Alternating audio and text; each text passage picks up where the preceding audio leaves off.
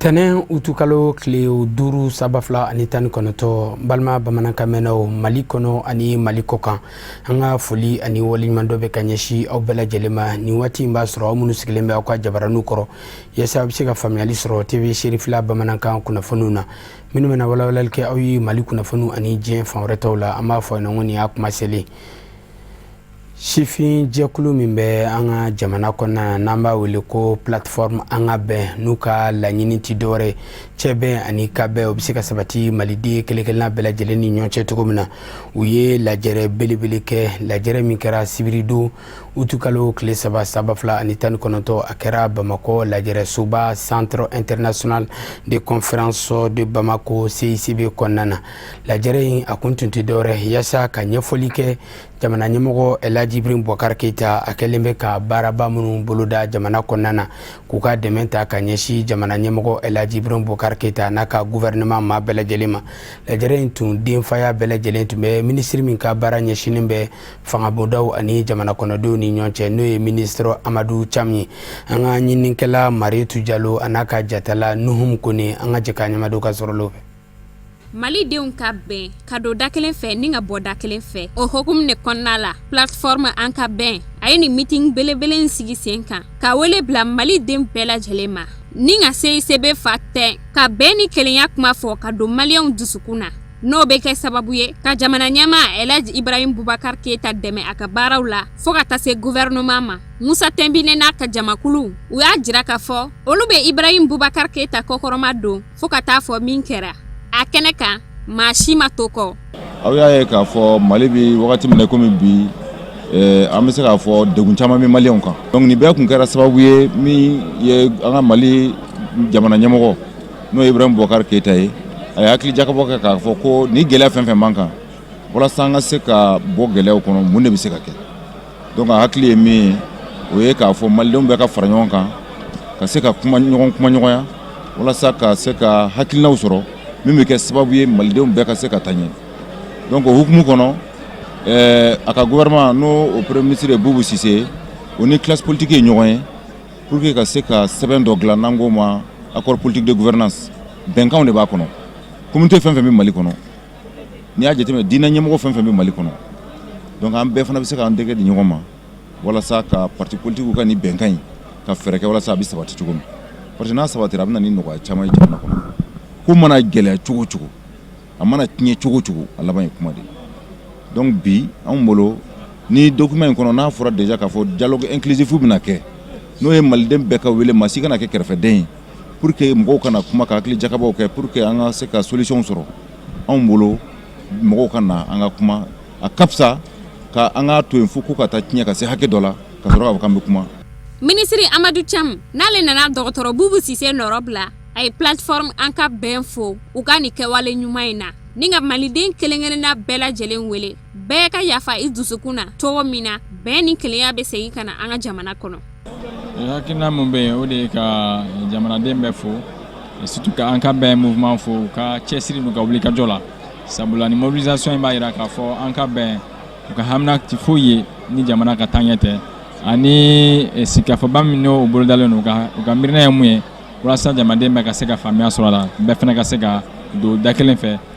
ka sigikafɔ in ka participer ka kɛ hɛrɛ jamana ma an b'aw ladɔnniya k'a fɔ kɛnɛ in kɛra taasi bila kɛnɛ ye kɛnɛ in kɛra welewelema kɛnɛ ye ni ka kɛ waajulu kɛnɛ ye ka bɛn kumaw fɔ walasa ka maliyɛn den kelen-kelenna bɛɛ dusukun salo n'o bɛ na kɛ sababu ye bɛn ni kelenya ka na an ka jamana kɔnɔ an ka jamana sorofɛ kɔnɔw olu ye kɛnɛ sankɔrɔta kosɛbɛ ni k'a kun cɛ ni fatiya belebele ye hɛrɛ ka se ka segin an ka jamana kɔnɔ Ni ye laada ye jamiyatu ansardini maaw bolo ka bɔ Mali kɔnɔna na kalo saba u bɛ sigiliba kɛ sigili min n'an b'a wele ko kalo saba sigi n'a kɛra sibirido utukalo tile saba fila ni tan ni kɔnɔntɔn u jabalala Bankɔni Janginɛbugu la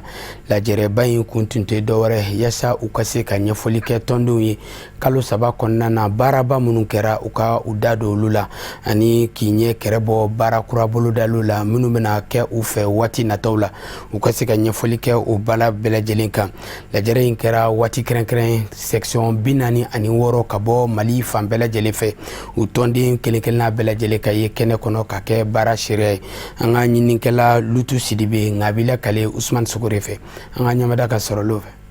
Convention nationale ye sigiba ye alisilamɛya dɛmɛtɔn ansaruw bolo kalo 3 kɔnɔ a bɛ boloda u fɛ siɲɛ kelen a ka laɲini fanba de ye ka se ka baarakura bolodalen dɔw musagaw jalatigɛ ani ka hakilina fale-fale kɛ tɔn ka ɲɛnamaya kan ka bɛn ni bureau national ka ni tako durunan baaraw ye dakun caman de kun bɛ da bɛna se minnu ma sigi kɔnɔ kɛrɛnkɛrɛnnenya la mawuludu ani seliba nata o labɛnw fo ka taa se baarakura min bolodalen do u fɛ office du Niger kɔnɔ n'o bɛ tali kɛ tari 200 la ka se k'o kɛ sɛnɛyɔrɔ ye dun ka fa o ka se ka sabati Mali jamana kɔnɔ. Kalo saba an ka déléguéw bɛ bɔ an ka section bɛɛ la Mali fan bɛɛ ka taa Kayi ka taa fo Tombouctou olu bɛɛ bɛ ɲɔgɔn sɔrɔ yan an bɛna an ka san kalo 3 tɛmɛni o baaraw min sera ka kɛ min ma se ka kɛ k'o yira ɲɔgɔn na et maintenant kalo 3 nata k'o fana bolodataw maintenant a fanba ye an ka mawuludu ye fo mawuludu baara ka kɛ ka ɲɛ a ɲɛ kan o kɔfɛ an ye hectare 200 min aménagé n'o kɛra Masina Kolongo vraiment an ye o fana compte rendu kan ka kɛ o baara ba in n'an sera k'o kɛ k'o ban ni ADN yɛrɛ ka fɛn ɲinini karamɔgɔ ka laɲini n'o ye Seyid Sherif Usman Madani Haidara ye an ka baarantanya kɛlɛ an ka jamana kɔnɔ ka kɔngɔ kɛlɛ ka bɔ an ka jamana kɔnɔ an y'o sira de daminɛ sisan. Ɲɛmayaso ka dangangale ale y'a jira ka kɔrɔfɔw la k'a fɔ min ye nin kalo 3 sigi in ye a nafa ka bon alisilamɛya dɛmɛtɔ ansaru jɛkulu kɔnɔ bari sabula ka da kan a bɛ kɛ sababu ye ka tɔn duguma bolofaraw ani sanfɛ bolofaraw k'olu kala ɲɔgɔn na. Nin kɔni ye ansaru ka ɲɛtaga siraba de ye sabu section bɛna international kunnafoni sɔrɔ nin sira fɛ association fana bɛ o kunnafoni sɔrɔ section na fo ka taa se comité ma fo ka taa se tɔnden kelen-kelen bɛɛ lajɛlen ma kuma na surunya ni yɛrɛ de ye tɔn yɛrɛ ɲɛnamaya yɔrɔ de ye kunnafoni fɛn fɛn bɛ tɔn kɔnɔ internationalement nationalement a bɛɛ bɛ sɔrɔ nin kɛnɛ o la a bɛ wajibiya section bɛɛ kan o bɛɛ kan ka kunnafoni ta u ka tɔnden kelen-kelen bɛɛ bɛ se ka kunnafoni sɔrɔ cogo min o tɔnsigi de ye nin ye o la a ka bon kosɛbɛ ni mɔludu yɛrɛ sigiba tɛ sigi si t'an bolo national sira fɛ min bɛ an ka kunnafoni bɛɛ bɛ sɔrɔ a sira fɛ. An b'aw ladɔnniya k'a fɔ sigi in bɛna taa kuncɛ waati min na hakilina camanw de bɛna ta a nabaw bolo o ka se ka kɛ sababu ye ka alisilamɛya dɛmɛtɔ ansaru u ka jɛkulu a cari jamana fan bɛɛ lajɛlen kɔnɔ wa fɛn min ye bolofara ye n'a fɔra u ma ko section o 46 min bɛ olu bɛɛ lajɛlen ye sigi in kɛnɛ sɔrɔ ka bɛn ni a dayɛlɛ ye. Fan club Alelbeti ale ye silamɛ jɛkulu ye minnu y'u ka baaraba dɔ boloda min kɛra sibirido utukalo tile 3 ani 19 lajɛrɛ a tun bɛ tali kɛ ɲɔgɔn dɛmɛ min kɛrɛnkɛrɛnn'u fɛ ka ɲɛsin muso cɛsabatɔw ma ni seliba ɲɛkɔrɔla ninnu na wasa u kana kɛ kɛrɛfɛma ye seliba waatiw la lajɛrɛba in a ɲɛmaya bɛɛ lajɛlen tun bɛ Sheikh Mohamed Makiba bolo ale min yɛrɛ Mali silamɛ denmisɛnw ka ɲɛmaba ye a kɛra waati kɛrɛnkɛrɛn maaba caman ka bɔ Bamakɔ sigida 4 na u bɛɛ lajɛlen ka ye kɛnɛ kɔnɔna na ka kɛ ni ɲɔgɔn dɛmɛ sariya ye an ka ɲininikɛla Samayira Sanogo ale tun bɛ kɛnɛ kɔnɔ Cherifla Jabaranso tugala Ngabila Kale Musa Fɔnba fɛ an ka ɲamada ka sɔrɔ lo fɛ. Ala bɛ limaniya jɔn dɛmɛ limaniya jɔn min fana bɛ ɲumanya kɛ a ma ɲɔgɔn ye o de kadara kɔnɔ fan club Ahlul Bayti ni o ye Ahlul Baytu kanubaw ka tɔn ye u ye dɛmɛ kɛ ka ɲɛsin maaw ma dali masa ma nɔgɔya kɛ minnu ye seliba ɲɛkɔrɔla in na. Fan club Ahlul Bayti hakilina yɛrɛ nana cogo di an y'an sigi an miiri la an ye miiri ta jɔn na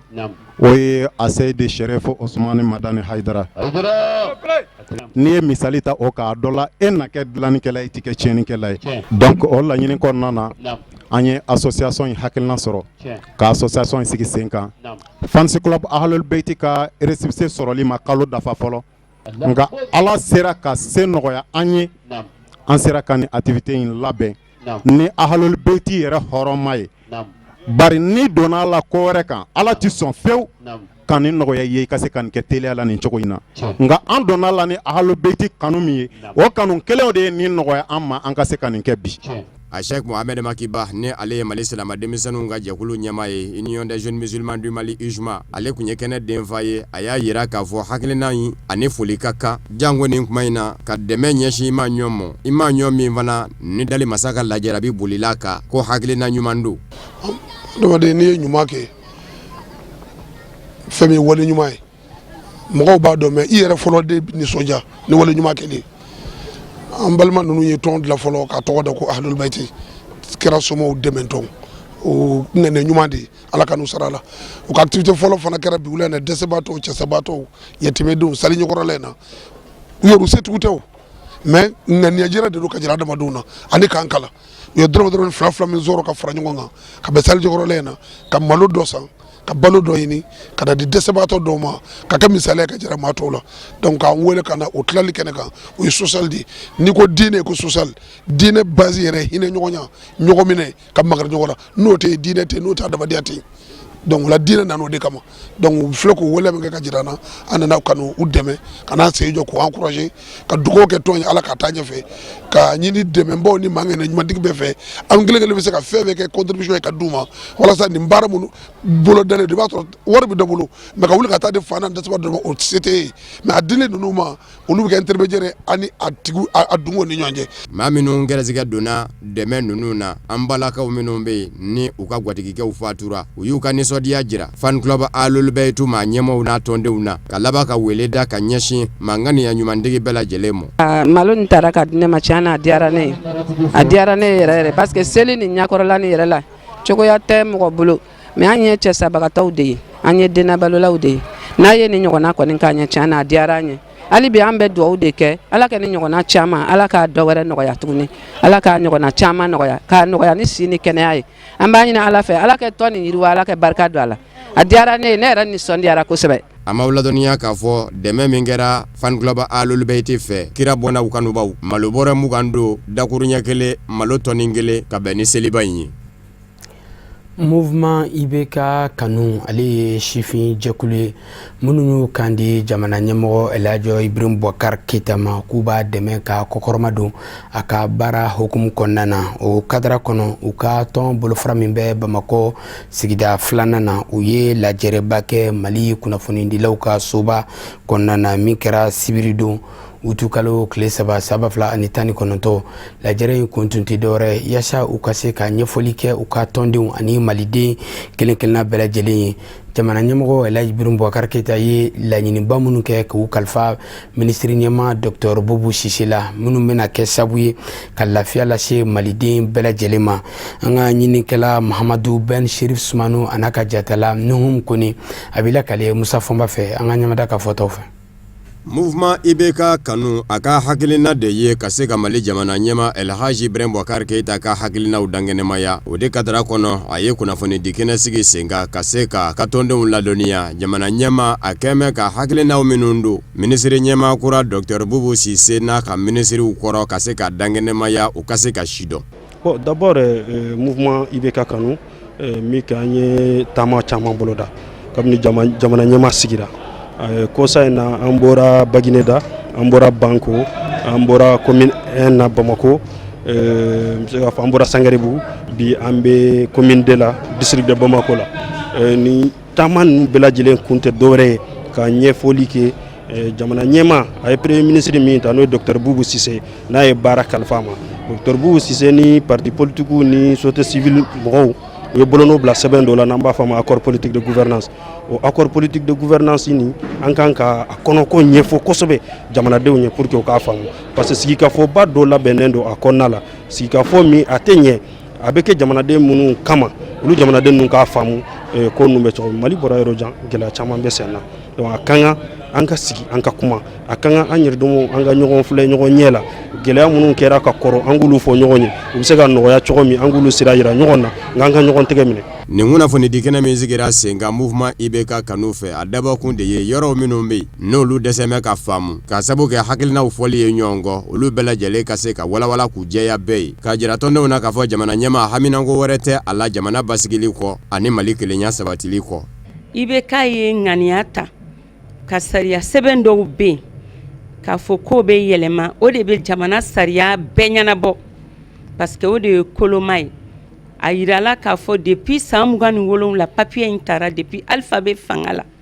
donc fo sisan papier in ma yɛlɛma sariya sɛbɛn in ma yɛlɛma fɛn caman b'a kɔnɔ min man ɲi min bɛ fiɲɛ don jamana taabolo la donc fo sigi ka fɔ ka bɛɛ kɛ ka a kɔnɔna yɛlɛma ka o yɔrɔ ninnu corriger yalasa jamana bɛ se ka dilan ka ɲɛ jamana bɛ se ka mara ka ɲɛ parce que ni sariya sɛbɛn ɲuman tɛ yen jamana tɛ se ka mara ka ɲɛ maintenant min ye sigi ka fɔ ye jamanaden bɛɛ wajibi do ye kɛlɛ b'an ka jamana kɔnɔ an tɛ ɲɔgɔn nɛgɛn ka daminɛ 92 la fo sisan Mali ma lafiya i bɛ kan nana fanga la o y'a sɔrɔ jamana yɛrɛ tɛ yen maa y'i cɛsiri a bɛ jamana fɛ a n'a ka cɛkɔrɔbaya hakili o de y'a to a sera bi ma a ye ko bɛɛ kun pour que jamanaden bɛɛ bɛ se ka fara ɲɔgɔn kan cogo min an ka sigi ka kuma an ka kɛlɛ bɔ an ni ɲɔgɔn cɛ an ka jamana taabolo lajɛ an bɛ se ka taa ɲɛ cogo di an denw parce que anw yɛrɛ tɛ tuguni mais an denw ka diɲɛlatigɛ bɛ ɲɛnabɔ cogo di n'an bɛ popapo ni fɛn na n'an ma sigi ka kuma ka bɛn ka taabolo ɲuman bila u kɔrɔ donc dialogue ni kun y'o o ye min ye sigi ka fɔ ye premier ministre ni parti politique bɛɛ cɛ i bɛ ka ko a ye n'an ka kuma an ka sigi an ka bɛn kelen kan jamana bɛ dilan cogo min an ka fɔ ɲɔgɔn ɲɛna an bɛɛ ka sɔn o ma k'a kɛ donc premier ministre fana y'o o idée ni accepté ka bɛɛ wele société civile bɛ yen parti politique bɛ yen a ye n'an ka sigi minnu b'a fɛ an ka taa ɲɔgɔn fɛ an ka sariya bolo ta an bɛɛ ka respecté an ka jamana baara. Mawladoniya k'a fɔ mouvement IBK kanu a sigira sen kan san 2018 de wa dabɔkun de ye ka Mali jamana ɲɛma kɔkɔrɔma don a ka jamanajɔ baaraw la tɔn caman de kɛmɛ ka ɲɔgɔn sɔrɔ a kɔnɔ a ma ɲɛmɔgɔw ka fɔ la. O fana b'an sɛnsɛn ka taa diɲɛ fan wɛrɛ kunnafoniw na minnu bɛna walawala karamɔgɔ Musa Fɔnba fɛ.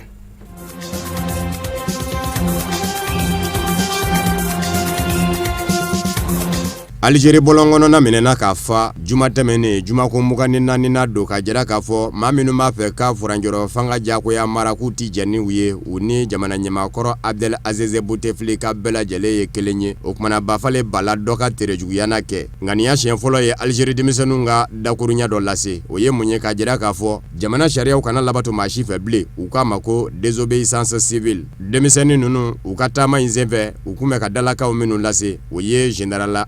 da sala surasiya ɲɛmaaba min bɛ ka kow baratu bi a n'a ye maa min jagoya bila furanjɔrɔ fanga ɲɛmaaya la wasabilo filanan ɲɛma Abdel Aziz Bouteflika binnen kɔfɛ ni o ye Abdelkader Ben Salah ye k'u t'u fɛ kɔsa in na Abdelkader Ben Salah yɛrɛ furanjɔrɔ fanga ɲɛma kun gɛn kun bɛ k'i bolo mɔnɔ bɔ k'a fɔ sigikafɔba dɔ a ka d'a ye o n'u ka don f'a kun ye maa ɲɛma 6 ɲɔgɔn na minnu ye tɔgɔtigibaw ni maa faamu ɲanenbaw ye k'olu bɛ kɛ sigikafɔ n'u donbaw ye denmisɛnninw y'a yira k'a fɔ u tɛ jɛ n'o sigikafɔ fɛnɛ ye ko barisabu ka d'a kan ko maa 6 ninnu fɛnɛ bɛ k'a lajɛ cogo bɛɛ lajɛlen la ka baara de kɛ jango Abdelkader Ben Salah ni surasiya ɲɛmaaba général Gaïdé Sall ka hakilina bɛ se ka dankɛnɛmaya an balaka dɔ bɛ yen a t'an bɛ sɛgɛnna fiɲɛ bɔ la bi kɛnɛya tigilamaa kun don a y'a yira k'a fɔ surasi tɛ se ka jamana mara o kumana olu Algérie ka denw jɔn bɛ fɛn min ka bi maa ninnu yɛrɛ bɛ se ka fanga bila cogo min u b'a fɛ fɛn minnu ni fɛn minnu ka k'u ye n'u mago bɛ dalaka dɔw de la dalakaw minnu bɛ se ka kɛ u bolomada yɔrɔ ye k'a fɔ n'u ye fanga bila ko tɛna k'u la u tɛna minɛ k'u datugu u ye kojugu minnu kɛ yafa bi kɛ u mɔ olu la n'u mago bɛ o dalakaw de la k'u tilen k'o fɔ u ye siɲɛ kelen olu minnu ye jamanadenw ye u bɛ se k'o fɛnɛ k'u ye nka k'a fɔ de k'u n'u bɛ sigi ka kuma jamana jɔli de kan k'o de kandɛrɛw bilen ko barisabu ka d'a kan ko surasi tɛ se ka jamana mara surasi bilakun de ye ka danjɛw lakana bin kana kɛ jamana kan ko ni surasi donna jamana mara la bɛɛ k'o ye jamana ko dabilalen ye wa ko maa tɛ se k'a fɔ k'i bɛ kɔrɔlen kɛ ka kura dilan maa minnu bɛ fanga na bi k'u ye san 50 ani san 70 sɔrɔ a la kaban k'u ma yɛlɛma foyi don Algérie jamana kɔnɔ ni cɛnni tɛ.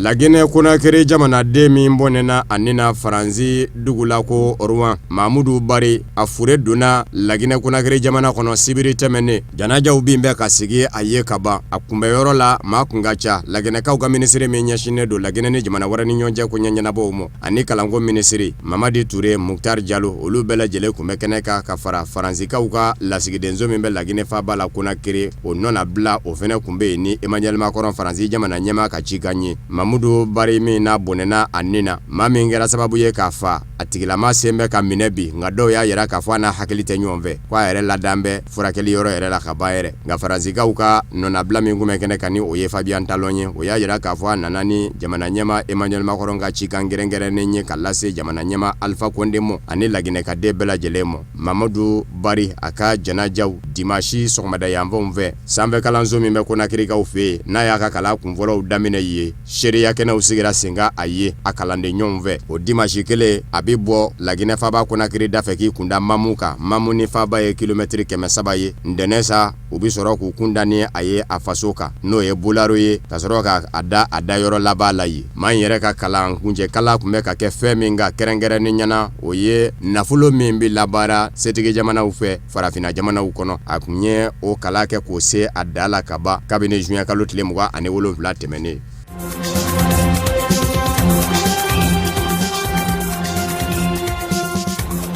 Kenya jamana ye a jira k'a fɔ taji feereli o bɛna daminɛ u fɛ dolari wari miliyɔn da ani miliyɔn 2 taji kunfɔlɔ bɔlen feerelen kan ka bɛn o de ma bariko 200,000 bɛ bɛn o de ma dolari wari miliyɔn da ani 2 alamusa tɛgɛnɔbila kɛra o bɛnkan sɛbɛnw na taji feere cakɛda dɔ ni Kenya jamana cɛ wa Kenya ma ɲɛma Uhuru Kenyatta yɛrɛ de ye kɔrɔfɔ in lase a ko bi bɛɛ ka siga ka Kenya jamana kɔnɔ Kenya ka denw na k'a fɔ Kenya yɛrɛ farala diɲɛ taji bɔ jamanaw kan a nisɔndiyalen a y'a yira k'a fɔ bariko 200,000 minnu bɔlen filɛ nin ye u bɛ ka sɛnsɛn ka taa ni u ye Mombasa dangandaw la kuru bi sɔrɔ ka doni ka taa ni a ye yanni septembre kalo nata cɛ wa taji bɔ cakɛda min ye taji kunfɔlɔ sa ale de ye taji yɛrɛ fɛnɛ ye san 2012 Kenya dugukolo jukɔrɔ kɛrɛnkɛrɛnnen ɲɛna jamana gɛɲɛkayanba fɛ ka diga tilebiyanba kan turukanakaw fɛ jatew y'a yira taji bɔ cakɛda ka fɔ la k'a fɔ Kenya dugukolo jukɔrɔ la taji bondo bariko hakɛ min kan ka se ka bɔ a la bariko miliyɔn 500 ani miliyɔn 60 o taji bondo de dasi bɛ dugu jukɔrɔ ye tiɲɛ do bariko 200,000 minnu bɔra ka taa ni olu ye feere yɔrɔw la a ka dɔgɔ nka Kenya jamana ye a lajɛ ka kɛnɛ sifilɛ fɔlɔ de ka sugu lajɛ sugu bɛ cogo min n'o sidɔnna o tumana ni bɔli wɛrɛ bɛ kɛ a dasilen bɛ se ka sugu kana sɔrɔ wa Kenya jamana yɛrɛ k'a fɔ a ka taji yɛrɛ sɛbɛkɔrɔ bɔli bɛ daminɛ san 2023 de nka yan'o cɛ labɛn caman fɛnɛ bɛ senna barisabu ka d'a kan u kan ka taji yɛrɛ labaara yɔrɔ wɛrɛw fɛnɛ dilan Kenya dugukolo kan u ko fɛn minnu ma ko Eloedic o musaka bɛ t'i jɔ dolari wari miliyari 1 na nka Kenya jamana yɛrɛ k'a fɔ a jigi dalen don taji kɔni kan ka se ka Kenya fandanya kɛlɛ.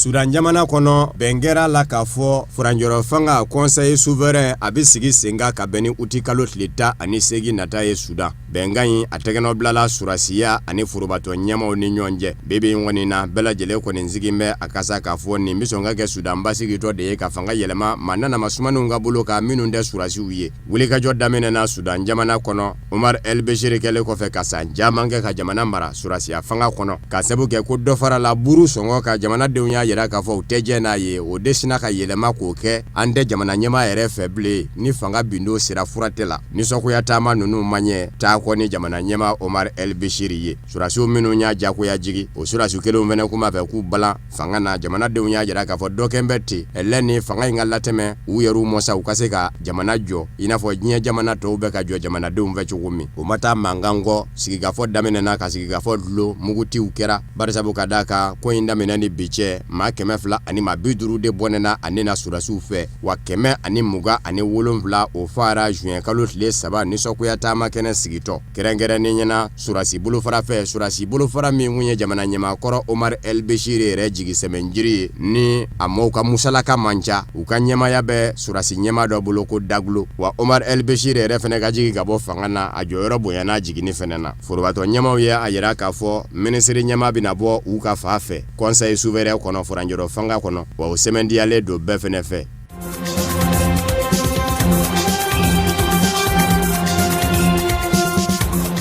Amerike jamana kono mugutina o keme laada ye ka sabu ke maramafɛn vere marfa fereli dagale do jamana sharia sumba keme ko jira yɛrɛ ka fo ni keli ka kan hali n'o y'a sɔrɔla ka fɔ fanga ɲini dɔmɛ fanga ɲini dɔnna o dɔw bɛ ka jira ka fɔ a ka lajɛ kokura nɔndɛ ni cɛnda na bonya nka o n'a ta bɛɛ fanga ɲini dɔ minnu balo bɛ marfa feere la jango minnu bɛ ka Ameriki jamana mara bi o tɛ se fɔ olu ye maa ta ɲɔgɔnna de fara dɔ fɛ dimanche a kɛra yɔrɔ min na o ye Oyo mara ye kina kimi wele ko Dayton nka yan'o cɛ o dimanche kelen faali wɛrɛ kɛra fan wɛrɛ fɛ o maa faale bɛ ti jɔ maa mugan na marifatigi kelen kɔni sera ka fa nka kelen minɛna wa sariyaw yɛrɛ kɛmɛ ka jira k'a fɔ u ko fɛn min ma ko faalen dɔ kɛ peine de mort o bɛ sɔn ka boli a kan faalibaw minnu kɛra Dayton ani El Paso Texas mara la a ye Ameriki jamana den caman dɔrɔ Donald Trump yɛrɛ min ni marifako y'a ka ko ye a ko nin na ɲɔgɔnna wale jɛn tɛ se ka kɛ ni a ye wa dalo foyi tɛ se ka sɔrɔ maa bolo i bɛ sinsin min kan k'o kɛ nin ko kɛ kun ye a ko a tɛ yen lakana tigilamɔgɔw kɔni ye a jira k'a fɔ olu y'u seko bɛɛ lajɛlen kɔni kɛ min bɛ se k'a to faalikɛla ninnu u bɛ se ka minɛ min ma se ka minɛ o fara dɔw yɛrɛ bɛ yen a kɛtɔ ka mugu dayɛlɛ a y'a yɛrɛ baden dɔgɔmuso fana fa ɲininkali tɔ min bɛ yɔrɔ min o ye maramafɛn jago jamana den bɛɛ lajɛlen ka maramafɛn san o min dagan bɛ Ameriki jamana kɔnɔ ni Barack Obama kɛmɛ ka jira k'a fɔ a sariya sen bɛ wuli ye da de bɛ don o la sa k'o ɲɛɲini min bɛ se ka to dɔ bɛ se ka bɔ Ameriki ni cɛnni na ka sabu kɛ den da ni kuma bɛɛ u bɛ sin ka don u toɲɔgɔnw jɛla kalansow kɔnɔ ɲajɛkɛ yɔrɔw la ka mugu dayɛlɛ ka maaw bɔrɔndɔ ka taa fɛn min kɔni b'u bila la maa t'a dɔn a dɔw ye siya woloma de ye sa wa min kɔni don a bɛ maa kɔnɔ kɔni kuwa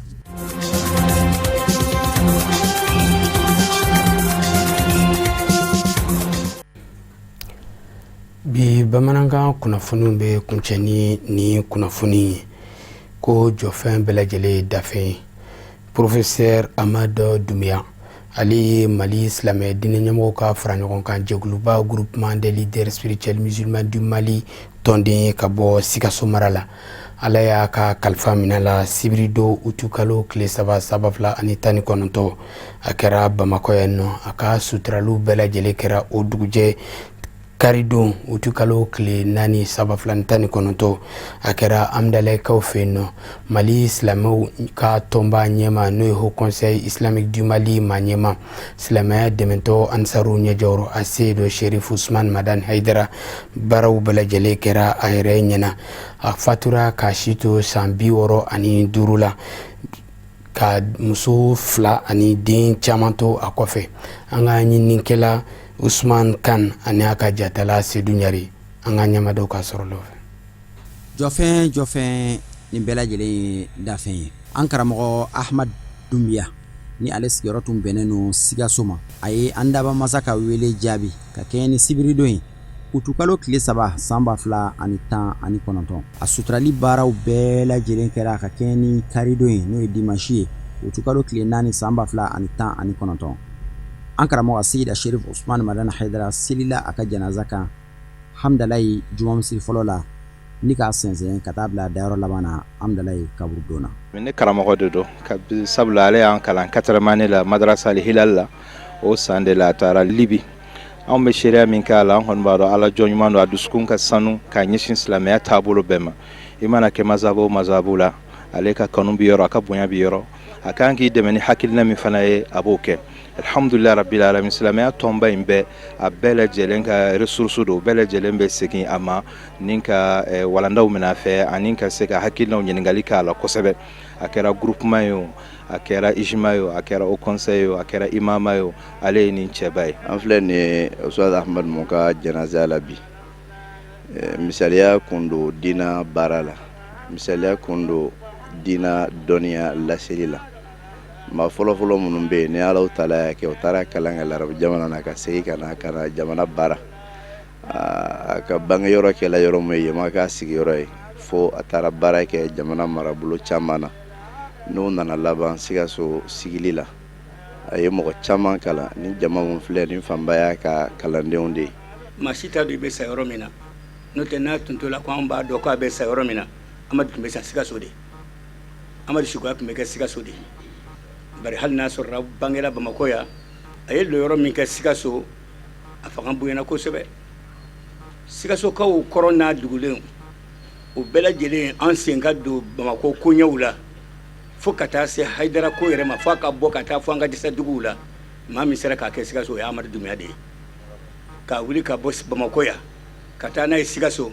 ka bɔ yen ka taa n'a ye fo an ka dɛsɛ dugu dɔ la min ni Sikaso cɛ bɛ kilo 16 bɔ ka taa n'a ye fo duguw kɔnɔ Amadu de sera k'a kɛ a cɛsiri min tun b'a la donc o la o yɔrɔ kɛnɛ ɲɔgɔnna na an bɛ dugawu de k'a ye. Ahmad Doumbouya ye a ka ɲɛmaya bɛɛ lajɛlen kɛ silamɛya sɛgɛsɛgɛli ani lakalani ani silamɛya diinɛ dɛmɛli ma. A denkɛ ani a balimakɛ ani mɔɔw jɛra kun ani mɔɔw bɛ ɲɔgɔn fɛ a sara ka diinɛ banburu t'a bolo a sara ka diinɛ drapeau t'a bolo wallahi Amadu ye cɛ ye ani Amadu jɛra Ala de kama a ma jɛ nafigiya kama dɛ nafigiya tɛ Amadu jogo la kɔnɔ juguya t'a la a tɛ se kɔ kuma na maa n'a jɛra bɛɛ y'a dɔn n'o ye n'a bɛ min fɔ a b'a f'i ɲɛna de maa nin diinɛ maa fɛn bɛ yan i b'a sɔrɔ hali a ɲɛru dɔw bɛ an di ɲɔgɔn kalama mais Amadu bɛ se ka don bɛɛ kan ani bɛɛ ka da ani bɛɛ bɛ kuma bɛɛ b'a to a tɔ la bɛɛ bɛ sɔn ka ko dɔ to Amadu kama ala an ɲɛru minnu di dugu kelen an di fan kelen fɛ Amadu ko ye mun selen ye dɛ donc o la ko ka foli kɛ Haut Conseil du président Cheikh Ousmane Hadara ko ka foli kɛ Amadu ko ye ka foli kɛ Amadu baarakɛ ɲɔgɔn ye diinɛ da'awa sira fɛ ani karamɔgɔya sira fɛ itadul madarasi sira fɛ limama sira fɛ diinɛ tɔn a belebele n'a fitinin Amadu n'a fɛn fɛn jɛra kun fo ka se bi ma wallahi a ka juru tɛ Amadu la wa an bɛɛ lajɛlen yafalen don Amadu ma. Amadu Doumbouya mɔgɔ min don an ye kalan kɛ ɲɔgɔn fɛ Segu Sagadumuni Umaru Ture fɛ o ko tɛmɛnen kɔ ale sigi a ka baarakɛyɔrɔ bɛnna Sikaso de ma ayiwa an tilala ka ɲɔgɔn sɔrɔ ye ka jɛ ye an kɔni bɛ min dɔn dɔrɔn ala bi kɔni Mali y'a ka karamɔgɔba dɔ de pɛridi k'a ka dɔnnibaba dɔ pɛridi k'a ka mɔgɔ sabalilenba dɔ pɛridi Zu Hikma Hikma tun bɛ cɛ in na a b'a sa fɔcogo la a dɔnni b'a la a faamu b'a la an bɛ dugawu de kɛ dɔrɔn ala k'a dayɔrɔ nɛɛma ala ka yafa ma ala ka yafa an yɛrɛ ma ala kɛra bonya kama sɔli ala rasul. A fatura k'a si to san 65 la a taara ka furumuso 3 to a kɔ den 10